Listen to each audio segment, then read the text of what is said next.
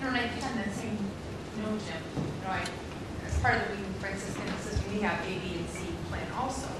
And I had been a plan A, and then of course, over the course of a year, with my 3 children and husband, I ended up with 5 doctor's office visits all year.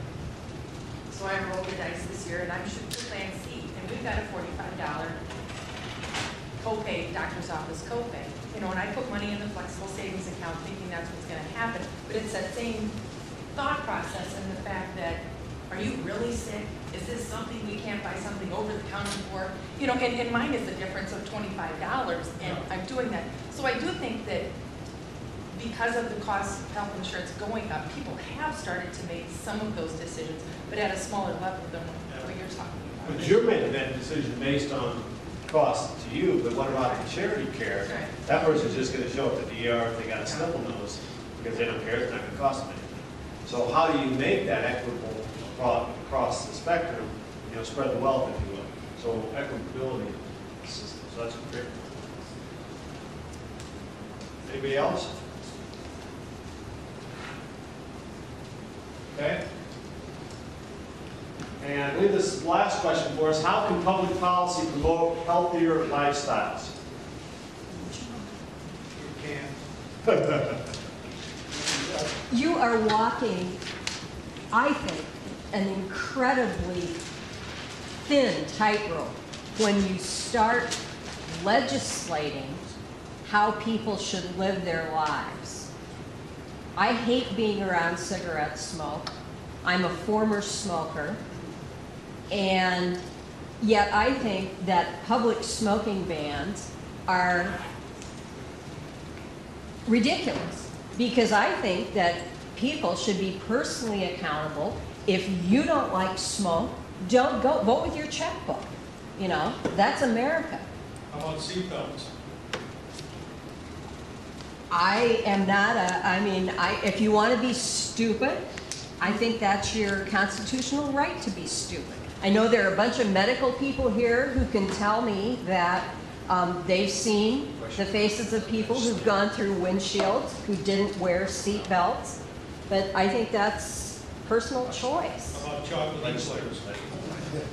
Bring them on, right You now. get what I'm saying. I mean, I don't know where you draw the line on public policy on how. They're doing it with trans fats. I think you need trans fats. You need education. Can't get good fries anymore.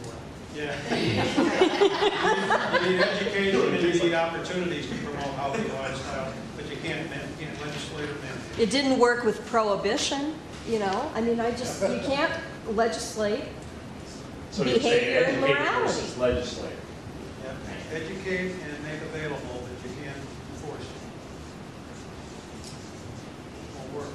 Yeah, I don't think there's a public policy that, Force vote. like you're saying, that should tell me how to live my life. So I do think somehow within the whole healthcare structure there needs to be accountability. Yeah, start teaching kids in first grade. You can't take care of your health and don't need health care.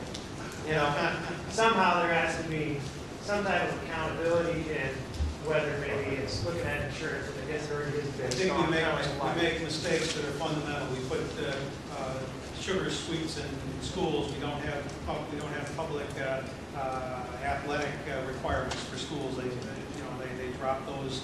The first thing they drop is the gym classes. And I think that kind of thing can't save everybody, but it can save a lot of people. You get them moving, make the kids do something.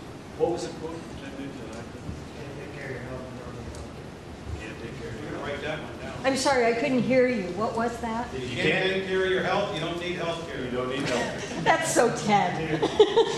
Check out. Shoot a flaming arrow while you're saying. Good. Anybody else?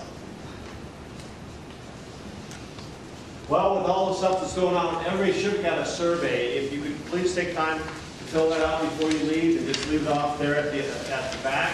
We want to make sure we get this information. What we will do is take all your comments, and if you'd like to email, it's Jamie, Jamie, .Blome, BLOMME, @VGM.com. Any additional comments you'd like to have included, we'll pull this together by the end of the week and send it probably Monday to the transition team. So if you'd like to add additional comments, please feel free to shoot that to us, or you can call 1-800-642-6065 and ask for Jamie. If Jamie's not available, ask for Alan, and we'll get that information pulled together. I'd like to thank you all for coming. We really appreciate it. We'll have another one of these further into the administration, and we'll try and do it on a day when we're not having a blizzard.